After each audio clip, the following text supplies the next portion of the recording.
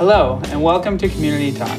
My name is Louis Eggleston. I'm with Leonardo's Children's Museum as the marketing director. And today, I'm here with Courtney Lofton, our summer intern. Courtney, tell us a little bit about yourself. Okay. I'm actually glad to be here today. As you mentioned, my name is Courtney Lofton. I am from Oklahoma City, and I am a senior general studies major at Northwestern Oklahoma State University. I have been in Enid for about 5 years now, and I absolutely love it. It's so much different than being at home in Oklahoma City. There's a lot of stuff to do here, although a lot of people don't feel like it, but there is if you actually get out and try to do stuff.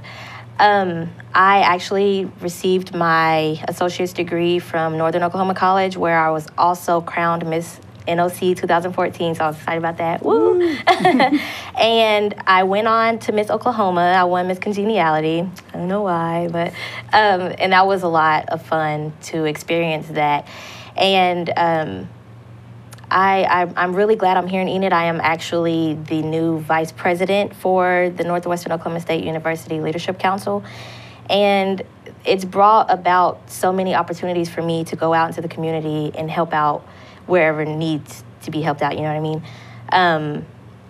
I'm super excited to be vice president now because I can kind of run some things, get some things going. And so, yes. Yeah. So why did you pick, tell us about the summer internship program and why did you pick Leonardo's? I've actually been in touch with Debbie Prescott for a while now. She's an amazing person. And she was talking to me one day saying, you know, maybe you should try out the internship program that I'm in charge of. And I was thinking, okay, that sounds fun, but I didn't know what I wanted to do. I didn't know the different jobs that there were. So I was like, oh, I don't know if I really want to do that. And she sent me a few options, and I went in to each website to see what, you know, the company is about. And I ran across Leonardo's, and I was floored. I was amazed because Leonardo's is an amazing company. The mission had me from the get-go. I was like, okay. Their mission is actually they enrich and inspire children of all ages to learn by providing fun opportunities for them to learn. And so I thought that was amazing because, you know, education is obviously important. And so I wanted to be a part of something like that, whether it be marketing, which is what I'm in, or me being out on the floor with the children as well. And so I sent my resume in and I got the internship and I was so excited. And it's been amazing so far. I've done so many cool things already. I've done press releases, which I've never done before, so that was awesome. And I've done a PSA, so some of my friends have told me they heard me on the radio, and I'm like, oh my goodness, I hope it sounds okay, guys. But that was pretty awesome as well. And so I really enjoy this internship, and I'm glad that this was the one I chose. Great. And so to plug Debbie's organization, what is the name of it? It's Enid Regional Development Alliance. I always get the letters messed up. Okay, so if kids in college next year want to look for a summer internship, they go to Debbie Prescott at Enid Regional Development Alliance. Okay. Now, would you like to talk about our summer camp? Sure. So Leonardo's summer camp started June 6th, and it runs through August 5th. And the summer camp is awesome, I believe.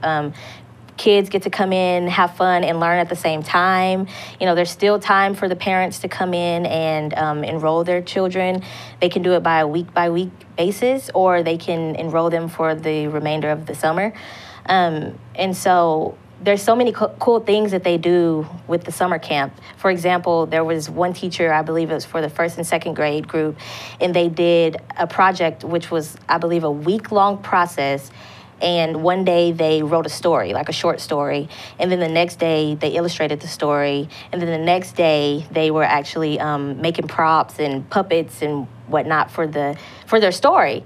And then I guess at the end they presented the story and was able to show people, you know, what they came up with. And so it gives children a chance to really explore their imagination and really, you know, create things. And so I think that's awesome. So there's still time to sign up. If you guys want to get your children in summer camp, it's still time to sign up. And I think it's a great opportunity. Great. And what about twilight time?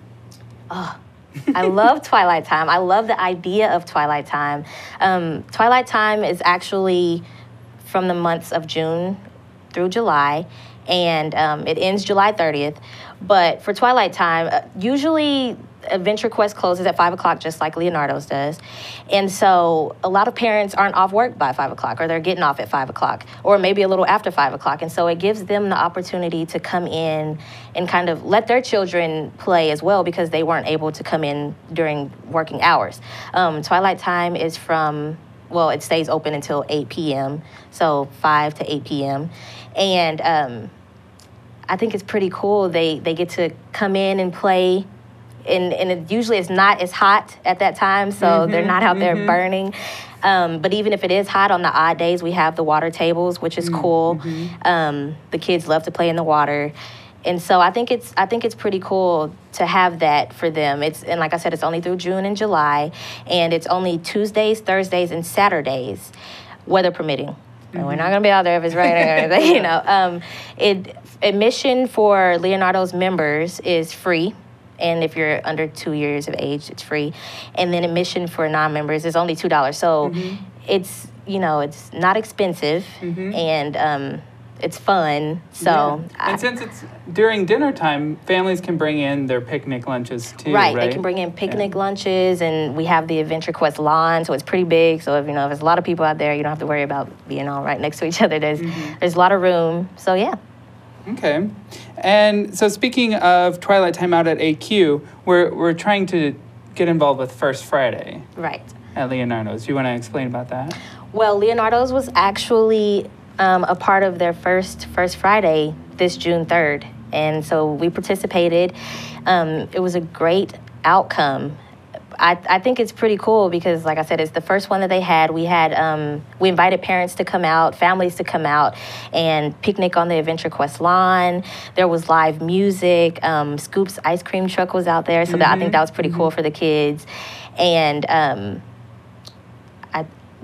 don't know. I'm not sure exactly if the water table was on because, like I said, it's on odd days. That was the first day it was on. Oh, okay. So the water table was on, so I'm sure they had a lot of fun with that. And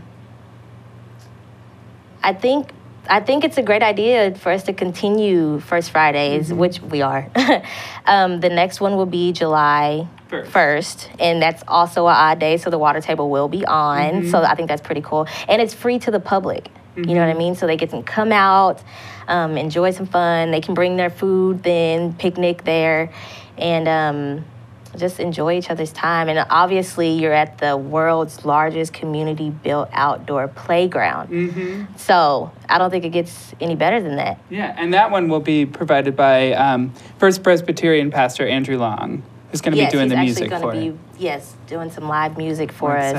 So, yes, that's pretty exciting. I heard he's amazing.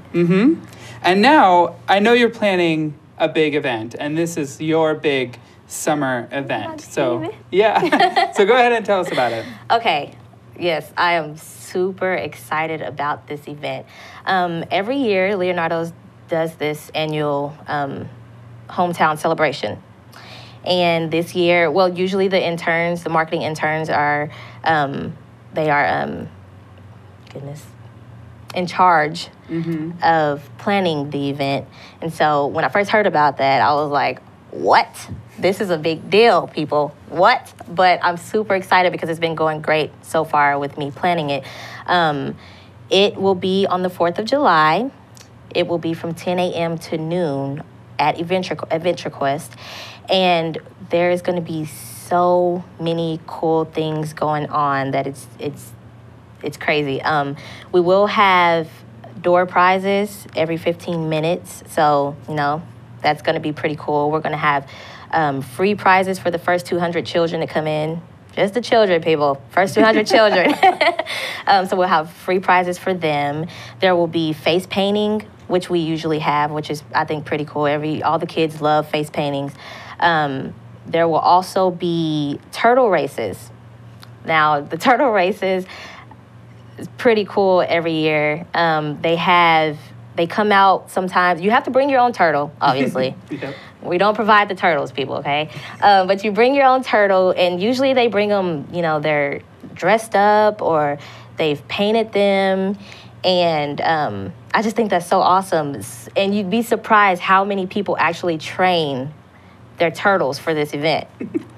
I don't know what that entails. I don't know if there's like some real boot camp going on in that part of it, but I think that's pretty cool that they, really get into this event. Lunch will be provided, so we will have lunch provided for everyone. And there's just going to be so much going on with this event that you really do not want to miss it. And how much is it for the event? Admission for Leonardo's members will be $3.50.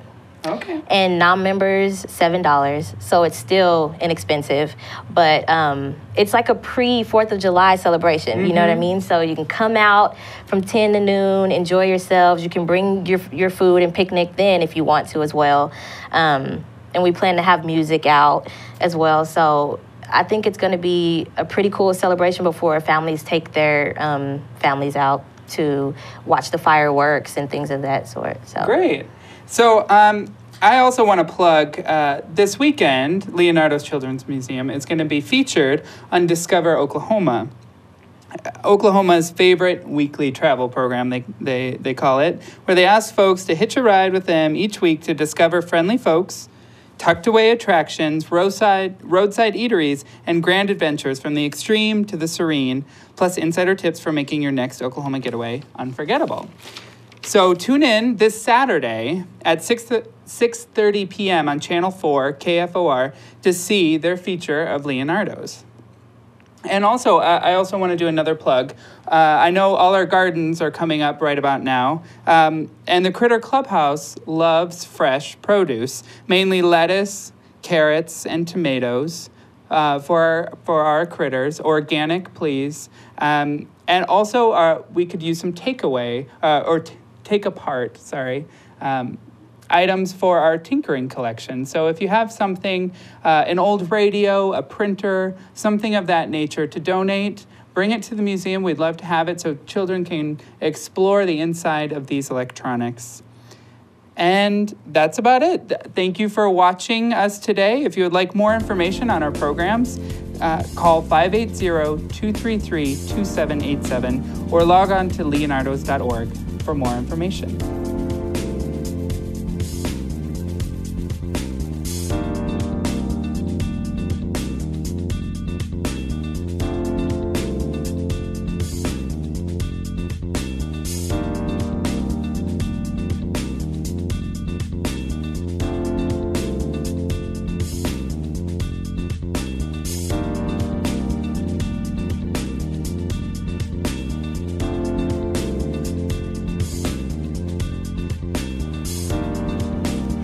Welcome to Community Talk.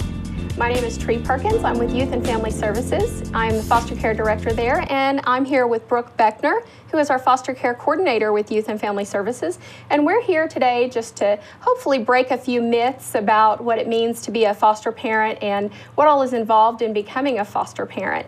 And I wanted to ask Brooke a few questions today because I consider her to be our foster care expert, and I think she'll be able to answer a lot of questions and maybe break some myths.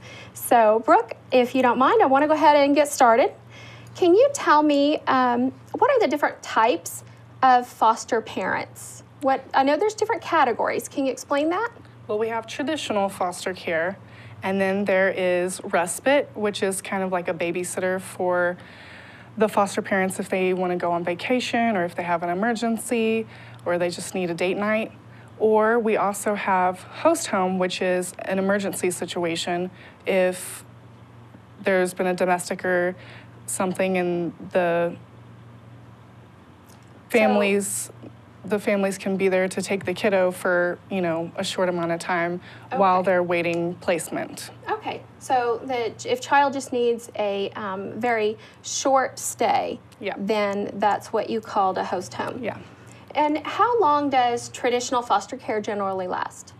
Well, it depends on the situation and the circumstances with the bio parents, but it could be short-term or it could be long-term, such as, 1-2 years.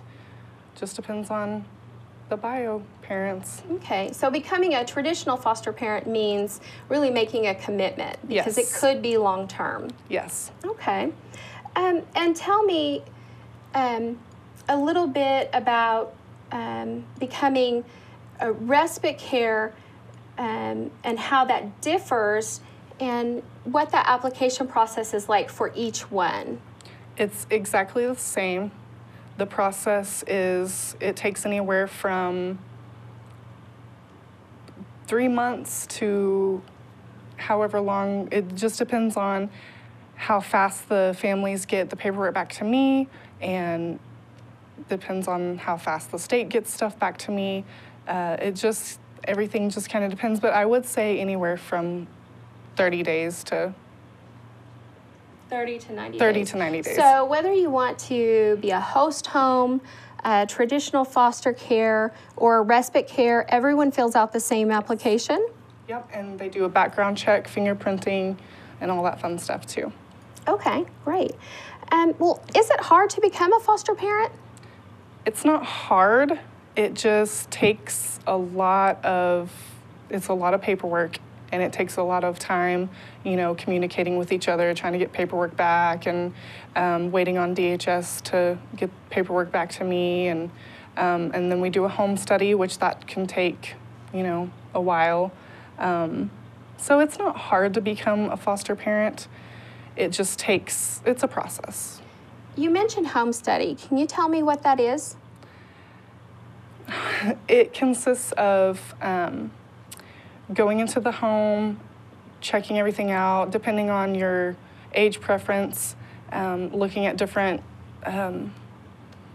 things in your home. Looking for safety issues and things like that? Safety, yes. Okay. And, it depends on if you have a pool, a hot tub, different things like that, fenced-in backyard. That's a few of the things I'd be looking for. Okay. So tell me, if we had someone that was interested in becoming a foster parent, but they were a single parent, does that preclude them from qualifying?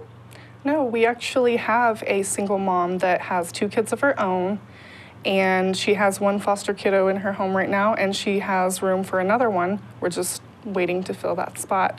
But no, we encourage single parents. Okay. Perhaps someone identified themselves as being a member of the LGBT community. Perhaps they're in a same-gender relationship or marriage. Are there any issues surrounding that and foster care? No issues. We actually have a couple that is in the LGBT community that is at the end of the process, and they're amazing people. Okay. So if I hear you right, it sounds to me like what you're looking for is a home where a family's going to be able to provide love and care and safety regardless of marriage status. Yes, exactly. Okay, that's good to know. I want our viewers to know that. So what kind of training is involved in becoming a foster parent? There is 27 hours online. There's also 6 hours of orientation at Youth and Family, which we're really flexible on scheduling that. And we also have our foster parents do 16 hours of orientation in our shelter, or volunteering in our shelter, just so that they can kind of see the different behaviors of the children and kind of get more of an idea on the circumstances behind the scenes. Mm-hmm.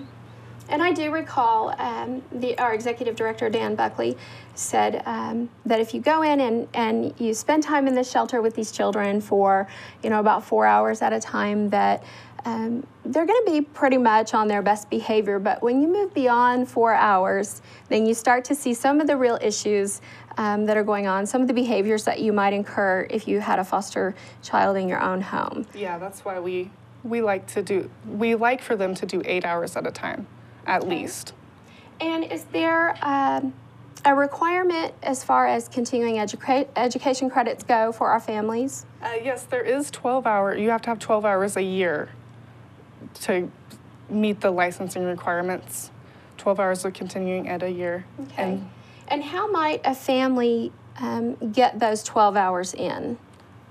There's different places that you can do that, but we also have a support group that we hold every 3rd Tuesday of the month, and we give out 1 hour continuing ed credits.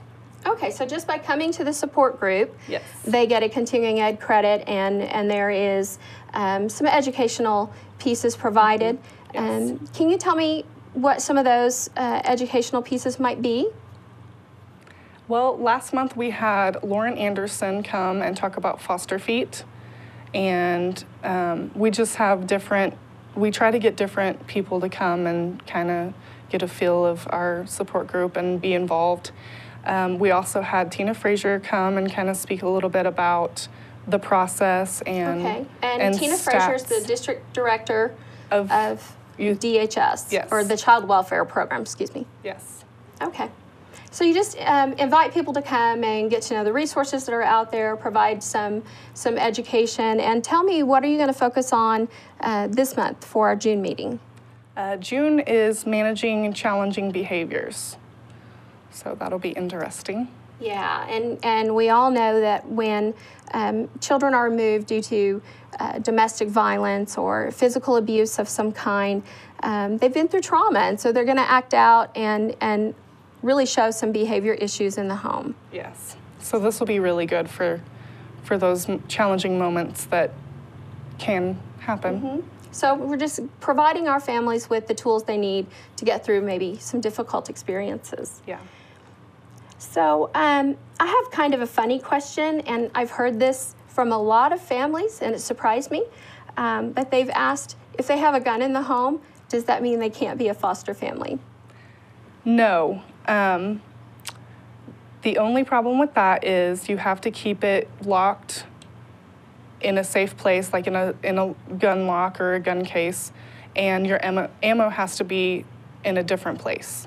And if you have a concealed carry, it is very much prohibited to carry a gun at any time with a foster kid. Okay, so in the presence of the child. Yes. Okay, that's good to know. So those of you in the community that are concerned that that might be a reason that you wouldn't qualify, please rest assured that this state respects your right to have weapons in the home, although there's just some basic criteria they ask that you follow. Yeah.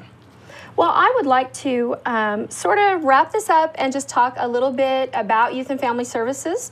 I want our viewing community to be aware of a couple of reasons that I think that Youth and Family should be your #1 choice when considering foster care, because we are the only local agency in Garfield County. So when you are coming to us for foster care, your dollars are staying here in Garfield County. Our other agencies are Kansas-based, so your tax dollars, your foster care dollars, they're leaving the state. So I really want to promote the fact that we want to clean up our own backyard here in Garfield County, take care of our own children. We want to keep our money here as well. Also, I just want to share that we have a very wide list of resources at Youth and Family. We have 30 counselors on staff. We can help with any kind of assessment that our children need. We can wrap our arms around families in so many different ways and provide all of the resources that they may need. And lastly, I just want to share that on July 10th at Central Christian Church, we are hosting a back-to-school bash for foster families. So we're going to be sending invitations out to all of the foster families in Garfield County. So we're inviting everyone to come out. It'll be from 2 to 5. We're going to do free haircuts, backpacks, school supplies, some gift cards to help purchase some school clothes. Lauren Anderson, again, is going to be helping with foster feet, and we'll have some certificates so that children can go and get some new shoes. And we're just going to have lots of fun games and really great activities, and we've had the community come together to support us quite well so that we can meet all of these needs. So thank you very much, Brooke. I appreciate your sitting here with me and getting grilled on all the different pieces of information that people need to know about becoming a foster family. And I just invite our viewing community to reach out to Youth and Family Services. You can visit us at our website, which is yfsenid.org, or you can call us at 580-233-7220. Right. Thank you, Brooke. Thank you.